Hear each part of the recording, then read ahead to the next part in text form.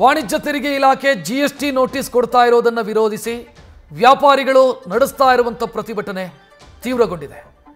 ಇವತ್ತು ತಮ್ಮ ವ್ಯಾಪಾರದಲ್ಲಿ ಒಂದಿಷ್ಟು ಬದಲಾವಣೆಗಳನ್ನು ವ್ಯಾಪಾರಿಗಳು ಮಾಡಿಕೊಂಡಿದ್ದಾರೆ. ಜಿಎಸ್ಟಿ ವಿರೋಧಿ ಜಿಎಸ್ಟಿ ನೋಟಿಸ್ ಅನ್ನು ವಿರೋಧಿಸಿದ್ದಾರೆ. ವ್ಯಾಪಾರಿಗಳಿಂದ ಪ್ರತಿಭಟನೆ ಸಾಗ್ತಾ ಇದೆ. ಇವತ್ತಿನಿಂದ 3 ದಿನಗಳ ಕಾಲ ಅಂಗಡಿಯಲ್ಲಿ ಹಾಲು ಸಿಗೋದಿಲ್ಲ.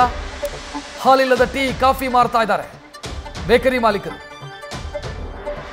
ಶುಕ್ರವಾರ ಅಂಗಡಿ ಬಂದ್ ಮಾಡಿ ಬೃಹತ್ ಮಟ್ಟದ ಧರಣಿ ನಡೆಸೋದಕ್ಕೂ ಕೂಡ ಮುಂದಾಗಿದ್ದಾರೆ. ಸದ್ಯ ಕಪ್ಪು ಪಟ್ಟಿ ಧರಿಸಿ ಪ್ರತಿಭಟನೆ ನಡೆಸ್ತಾ ಇದ್ದಾರೆ. ಪ್ರತಿಭಟನೆಯ ಮಧ್ಯೆ ವ್ಯಾಪಾರ ನಡೀತಾ ಇದೆ. ಇವತ್ತಿನ ವ್ಯಾಪಾರ ನಾಳೆ ಮುಂದುವರಿಯುತ್ತೆ. ಶುಕ್ರವಾರ ಬಂದ್ ಆಗುತ್ತೆ. ಸಿಗರೇಟು, ಗುಟ್ಕಾ, ಇನ್ನಿತರೆ ಪದಾರ್ಥಗಳು ಕೂಡ ಸಿಗಲ್ಲ ಅಂತ ವ್ಯಾಪಾರಿಗಳು ಹೇಳಿದ್ದಾರೆ. ವ್ಯಾಪಾರಿಗಳ ಪ್ರತಿಭಟನೆಗೆ ಬಿಜೆಪಿ ಕೂಡ ಬೆಂಬಲ ವ್ಯಕ್ತಪಡಿಸಿದೆ. ರಾಜ್ಯ ಸರ್ಕಾರದ ಖಜಾನೆ ಖಾಲಿಯಾಗಿದೆ, ಅದಕ್ಕಾಗಿ ಲೂಟಿಗಿಳಿದಿದೆ ಅಂತ ಬಿಜೆಪಿ ಕಿಡಿಕಾರ್ತಾರೆ. ರಾಜ್ಯ ಸರ್ಕಾರ ವಾಣಿಜ್ಯ ತೆರಿಗೆ ಇಲಾಖೆಯಿಂದ ಬೀದಿ ವ್ಯಾಪಾರಿಗಳಿಗೆ, ಸಣ್ಣ ಮತ್ತು ಅತಿ ಸಣ್ಣ ಮತ್ತು ಮಧ್ಯಮ ಮಾರಾಟಗಾರರಿಗೆ ವಾಣಿಜ್ಯ ತೆರಿಗೆ ಇಲಾಖೆಯಿಂದ ನೋಟಿಸ್ ಕೊಡ್ತಾ ಇರ್ತಕ್ಕಂಥದ್ದು ರಾಜ್ಯದಲ್ಲಿ ಬಹಳ ಚರ್ಚೆಗೆ ಗ್ರಾಸವಾಗಿದೆ. ಮತ್ತು ಈ ಎಲ್ಲ ವ್ಯಾಪಾರಿಗಳು ಬಹಳ ಆತಂಕಕ್ಕೆ ಒಳಗಾಗಿದ್ದಾರೆ. ಮತ್ತೊಂದು ಕಡೆ ಮಾನ್ಯ ಮುಖ್ಯಮಂತ್ರಿಗಳ ಆದಿಯಾಗಿ ಸಚಿವ ಸಂಪುಟದ ಸದಸ್ಯರು ಕೂಡ, ಮಂತ್ರಿಗಳು ಸಹ ಕೇಂದ್ರ ಸರ್ಕಾರವನ್ನ ದೂರುವಂತ ಕುತಂತ್ರವನ್ನು ಕೂಡ ಮಾಡ್ತಾ ಇದ್ದಾರೆ. ಈ ಸಂದರ್ಭದಲ್ಲಿ ಒಂದು ವಿಚಾರ ನಾವು ನೆನಪು ಮಾಡ್ಕೋಬೇಕಾಗಿದೆ. ಹಿಂದೆ ಗೌರವಾನ್ವಿತ ಮುಖ್ಯಮಂತ್ರಿಗಳು ಸಿದ್ದರಾಮಯ್ಯನವರು ಬಹಿರಂಗವಾಗಿ ಹೇಳಿದ್ರು, GST ಕಲೆಕ್ಷನ್ ವಿಚಾರದಲ್ಲಿ ಕರ್ನಾಟಕ ರಾಜ್ಯ ಮೊದಲ ಸ್ಥಾನಕ್ಕೆ ಬರಬೇಕು, ಮಹಾರಾಷ್ಟ್ರವನ್ನು ಹಿಂದಕ್ಕೆ ಕರ್ನಾಟಕ ರಾಜ್ಯ ಅತಿ ಹೆಚ್ಚು GST ಸಂಗ್ರಹಣೆಯನ್ನು ಮಾಡಬೇಕು. ಇದನ್ನು ಸ್ವತಃ ಮುಖ್ಯಮಂತ್ರಿಗಳು ಬಹಿರಂಗವಾಗಿ ಹೇಳಿದರು. ಮತ್ತು ಅಧಿಕಾರಿಗಳಿಗೆ ಟಾರ್ಗೆಟ್ ಅನ್ನು ಕೂಡ ನೀಡಿದ್ರು. ಆದರೆ ಇವತ್ತು ಸತ್ಯ ಗೊತ್ತಾಗ್ತಾ ಇದೆ. ರಾಜ್ಯ ಸರ್ಕಾರದ ಖಜಾನೆ ಖಾಲಿ ಆಗಿರುವಂಥ ಸಂದರ್ಭದಲ್ಲಿ ಮುಖ್ಯಮಂತ್ರಿಗಳು ಅಧಿಕಾರಿಗಳ ಮುಖೇನ, ವಾಣಿಜ್ಯ ತೆರಿಗೆ ಇಲಾಖೆ ಮುಖೇನ ನೋಟಿಸನ್ನು ಕೊಡೋದ್ರ ಮುಖೇನ ವಸೂಲಿಗೆ ಇವತ್ತು ರಾಜ್ಯ ಸರ್ಕಾರವೇ ಇಳಿದಿರ್ತಕ್ಕಂಥದ್ದು. ನಾನು ಮಾನ್ಯ ಮುಖ್ಯಮಂತ್ರಿಗಳಿಗೆ ಇವತ್ತು ಆಗ್ರಹ ಪಡಿಸ್ತೇವೆ, ಏನಿವತ್ತು ಸಣ್ಣ, ಅತಿ ಸಣ್ಣ ಮತ್ತು ಮಧ್ಯಮ ವ್ಯಾಪಾರಿಗಳಿಗೆ ವಾಣಿಜ್ಯ ತೆರಿಗೆ ಇಲಾಖೆಯಿಂದ ನೋಟಿಸ್ಗಳನ್ನೇ ನೀಡ್ತಾ ಇದ್ದೀರಿ, ಇದು ಸಂಪೂರ್ಣವಾಗಿ ಅಕ್ರಮ. ಇದು ರಾಜ್ಯ ಸರ್ಕಾರವೇ ಅಕ್ರಮವನ್ನು ನಡೆಸ್ತಾ ಇದೆ.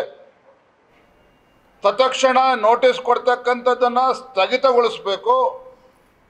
ಯಾವ ವ್ಯಾಪಾರಿಗಳಿಗೆ ನೋಟಿಸನ್ನು ನೀಡಿದ್ದಾರೆ ಅದನ್ನು ಹಿಂದೆ ಪಡಿತಕ್ಕಂಥ ಕೆಲಸವೂ ಕೂಡ ಇವತ್ತು ರಾಜ್ಯ ಸರ್ಕಾರ ಮಾಡಬೇಕು ಅಂತೇಳಿ ನಾನು ಆಗ್ರಹನ ಪಡಿಸ್ತಾ ಇದ್ದೇನೆ. ಬಿಜೆಪಿ ರಾಜ್ಯಾಧ್ಯಕ್ಷ ವಿಜಯೇಂದ್ರ ಮಾತನಾಡಿದ್ದನ್ನು ಗಮನಿಸಿದ್ರಿ. ಇಲ್ಲಿ ಬಿಜೆಪಿ ಹೇಳ್ತಾ ಇರೋದ್ರಲ್ಲಿ ಹೆಚ್ಚು ತೂಕ ಇದೆ. ಕಾರಣ ಏನು ಅಂತಂದ್ರೆ, ನೋಟಿಸ್ ಕೊಡ್ತಾ ಇರೋದು ರಾಜ್ಯ ವಾಣಿಜ್ಯ ತೆರಿಗೆ ಇಲಾಖೆಯ ಅಧಿಕಾರಿಗಳು. ಇದಕ್ಕೆ ಕಾರಣ ಏನಾಗಿದೆ ಅಂತಂದ್ರೆ, ಕಳೆದ ಆರ್ಥಿಕ ವರ್ಷಕ್ಕೂ ಈ ಆರ್ಥಿಕ ವರ್ಷಕ್ಕೂ ರಾಜ್ಯ ಸರ್ಕಾರ ವಾಣಿಜ್ಯ ತೆರಿಗೆ ಇಲಾಖೆಗೆ ಕೊಟ್ಟಂತ ಟಾರ್ಗೆಟ್ ಅನ್ನು ಹೆಚ್ಚಿಸಿದೆ. ಎಷ್ಟು ಅಂತಂದ್ರೆ, ಕಳೆದ ಆರ್ಥಿಕ ವರ್ಷದಲ್ಲಿ 1.5 ಲಕ್ಷ ಕೋಟಿ ಟಾರ್ಗೆಟ್ ಇತ್ತು. ಈ ಬಾರಿ ಮಾನ್ಯ ಸಿದ್ದರಾಮಯ್ಯ ಅವರು 1.20 ಲಕ್ಷ ಕೋಟಿಯ ಟಾರ್ಗೆಟ್ ಅನ್ನ ವಾಣಿಜ್ಯ ತೆರಿಗೆ ಇಲಾಖೆಗೆ ಕೊಟ್ಟಿದ್ದಾರೆ. ರಾಜ್ಯ ವಾಣಿಜ್ಯ ತೆರಿಗೆ ಇಲಾಖೆಗೆ ಕಲೆಕ್ಷನ್ ಮಾಡಿ ಅಂತ ಟಾರ್ಗೆಟ್ ಕೊಟ್ಟಿದ್ದಾರೆ. ವಾಣಿಜ್ಯ ತೆರಿಗೆ ಇಲಾಖೆಯವರು ಏನು ಮಾಡ್ತಾರೆ, ಎಲ್ಲಿ ಸಿಗತ್ತೆ ಅವಕಾಶ ಅಂತ ಕಾಯ್ತಾ ಇದ್ರು. ಅವರಿಗೆ ಸಿಕ್ಕಿದಂತ ಅವಕಾಶ, ಇಲ್ಲಿ ಟ್ರಾನ್ಸಾಕ್ಷನ್ ಆಗ್ತಾ ಇದೆ, 40 ಲಕ್ಷಕ್ಕಿಂತ ಮೇಲೆ ಟ್ರಾನ್ಸಾಕ್ಷನ್ ಆಗ್ತಾ ಇದೆ, ಇವರ ಮೇಲೆ ಟ್ಯಾಕ್ಸ್ ಹಾಕೋಣ ಅಂತ ಅಧಿಕಾರಿಗಳು ಯೋಚನೆ ಮಾಡಿದ್ದಾರೆ. ಸೊ ಮೇನ್ ಪ್ರಾಬ್ಲಮ್ ಇರೋದಿಲ್ಲ ಅಂತಂದ್ರೆ ಟಾರ್ಗೆಟ್ ಹೆಚ್ಚು ಮಾಡಿರೋದು. ಹೊಸದಾದಂಥ ತೆರಿಗೆ ವ್ಯವಸ್ಥೆ ಅಥವಾ ಹೊಸದಾಗಿ ಎಲ್ಲಿ ತೆರಿಗೆ ಸಂಗ್ರಹ ಆಗತ್ತೆ ಅದನ್ನು ಹುಡುಕಿ ಅಂತ ಮುಖ್ಯಮಂತ್ರಿ ಹೇಳಿರೋದು, ಬಜೆಟ್ನಲ್ಲೇ ಇದೆ ಅದು. 1.20 ಲಕ್ಷ ಕೋಟಿಯ ಟಾರ್ಗೆಟ್ ಅನ್ನು ಕೊಟ್ಟಿದ್ದಾರೆ. ಕೇಂದ್ರ ಸರ್ಕಾರ ನೋಟಿಸ್ ಕೊಡ್ತಾ ಇದೆ ಅಂತ ಆದ್ರೆ ಬೇರೆ ರಾಜ್ಯದಲ್ಲಿ ಪ್ರಾಬ್ಲಮ್ ಆಗಿರಬೇಕಿತ್ತಲ್ಲ. ಬೇರೆ ರಾಜ್ಯದಲ್ಲಿ ಯಾಕೆ ಆಗ್ತಿಲ್ಲ ಪ್ರಾಬ್ಲಮ್ಮು? ಕರ್ನಾಟಕದಲ್ಲೇ ಈ ಪ್ರಾಬ್ಲಮ್ ಆಗ್ತಾ ಇರೋದು. ಕರ್ನಾಟಕ ಸರ್ಕಾರ ಗ್ಯಾರಂಟಿಗೋಸ್ಕರ ದುಡ್ಡು ಹೊಂದಾಣಿಕೆ ಮಾಡೋದಕ್ಕೆ ಹಾಕಿರುವಂಥ ಟಾರ್ಗೆಟು, ಅದರ ಪ್ರಾಬ್ಲಮ್ ಇದು ಸೃಷ್ಟಿಯಾಗಿರೋದು. ಕಾಂಗ್ರೆಸ್ನವರು ಏನಾದರೂ ಹೇಳ್ಕೊಳ್ಬೋದು, ಬಟ್ ಆಗ್ತಾ ಇರೋ ವಾಸ್ತವ ಈ ರೀತಿ ಇದೆ. ಈ ಮಧ್ಯೆ SBI ರಿಪೋರ್ಟ್ ಒಂದು ಬರ್ತಾ ಇದೆ, ಸರ್ವೆ ರಿಪೋರ್ಟ್. ಒಂದು ವೇಳೆ ಇದೇ ರೀತಿ ಸಣ್ಣ ವರ್ತಕರಿಗೆ ಇದೇ ರೀತಿ ನೋಟಿಸ್ ಅನ್ನು ಕೊಡ್ತಾ ಹೋದ್ರೆ ದೇಶದ ಆರ್ಥಿಕತೆಯ ಮೇಲೆ ಹೊಡೆತ ಬೀಳುತ್ತೆ. ಇದು ಕರ್ನಾಟಕದಲ್ಲಿ ಹೆಂಗಾಗಿದೆ ಅಂತಂದ್ರೆ, ವಾಣಿಜ್ಯ ತೆರಿಗೆ ಇಲಾಖೆಯ ಅಧಿಕಾರಿಗಳು ವ್ಯಾಪಾರಿಗಳನ್ನು ಎಜುಕೇಟ್ ಮಾಡಬೇಕಿತ್ತು, ಇವರು ವ್ಯಾಪಾರಿಗಳನ್ನು ಹೆದರಿಸ್ತಾ ಇದ್ದಾರೆ. ಎಜುಕೇಟ್ ಹೆಂಗೆ ಮಾಡಬೇಕಿತ್ತು? ನೋಡ್ರಪ್ಪ, ನಿಮ್ದು 40 ಲಕ್ಷಕ್ಕಿಂತ ಜಾಸ್ತಿ ಟ್ರಾನ್ಸಾಕ್ಷನ್ ಇದೆ, ಒಂದು ನೋಟಿಸ್ ಕಳಿಸ್ತೀವಿ, ಉತ್ತರ ಕೊಡಿ, ಮತ್ತು ಅದಕ್ಕೆ ಪರ್ಯಾಯ ವ್ಯವಸ್ಥೆ ನಮ್ಮಲ್ಲಿ ಇದೆ ಅಂತ.